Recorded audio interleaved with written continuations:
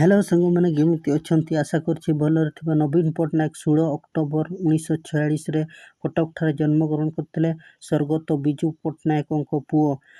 ସେ ଲଗାତାର 2000 ମସିହାରୁ 5 ଥର ମୁଖ୍ୟମନ୍ତ୍ରୀ ହେବା ପରେ 2024ରେ ନିର୍ବାଚନରେ ହାରିଥିଲେ ଓ ଆସ୍କା ନିର୍ବାଚନରୁ 2000 ମସିହାରୁ ସେ ପ୍ରଥମ ଥର ପାଇଁ ମୁଖ୍ୟମନ୍ତ୍ରୀ ହୋଇଥିଲେ। ତାପରେ ସେ କ୍ରମାଗତ ଲଗାତାର 5 ଥର ମୁଖ୍ୟମନ୍ତ୍ରୀ ହୋଇଥିଲେ ଓ 2024ରେ ନିର୍ବାଚନ ମଣ୍ଡଳୀରେ ସେ ହାରିଯାଇଥିଲେ ଏବଂ ପରାଜୟ ତାକୁ ବରଣ କରିଥିଲା। 25 ବର୍ଷର ସରକାର ବିଗିଡ଼ି ଯାଇଥିଲା, କିନ୍ତୁ ନବୀନ ପଟ୍ଟନାୟକ ଯେଉଁ 5 ବର୍ଷରେ ଯେଉଁ କାମ କରୁଥିଲେ ଆଉ ଓଡ଼ିଶାରେ କେହି ମୁଖ୍ୟମନ୍ତ୍ରୀ କାମ କରିପାରିବେ ନାହିଁ, କାରଣ ଓଡ଼ିଶାର ସ୍ୱାସ୍ଥ୍ୟ ସେବା, ଗମନାଗମନ, ଗରିବ ଶ୍ରେଣୀର ଲୋକମାନଙ୍କୁ ଅତ୍ୟନ୍ତ ସାହାଯ୍ୟ କରିଥିଲେ। ସେ ଆଜି ହାରିଯାଇଛନ୍ତି, କିନ୍ତୁ ଲଗାତାର 5 ବର୍ଷ ମଧ୍ୟରେ ବହୁତ କିଛି କରିଥିଲେ। ଆହାର ଯୋଜନା ଠାରୁ ଲକ୍ଷ୍ମୀ ବସ୍, ଗମନାଗମନ ବହୁତ କିଛି ସୁବିଧା ସହଯୋଗ କରିଥିଲେ।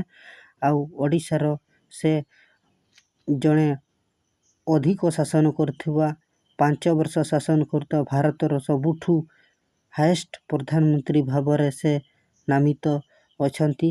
ଆଉ 2017 ମସିହାରେ ସେ ୱାର୍ଲଡ ବିଶ୍ୱକପ୍ କି ରାଉରକେଲାରେ ସେ ତାଙ୍କର ହକି କପ୍ ଆୟୋଜନ କରି ବିଶ୍ୱ ରେକର୍ଡ ବନେଇଥିଲେ ଓ ତାଙ୍କୁ ହକି ପକ୍ଷରୁ ତାଙ୍କୁ AFHI ପୁରସ୍କାର, ସଭାପତି ପୁରସ୍କାରରେ ସମ୍ମାନିତ କରାଯାଇଥିଲା।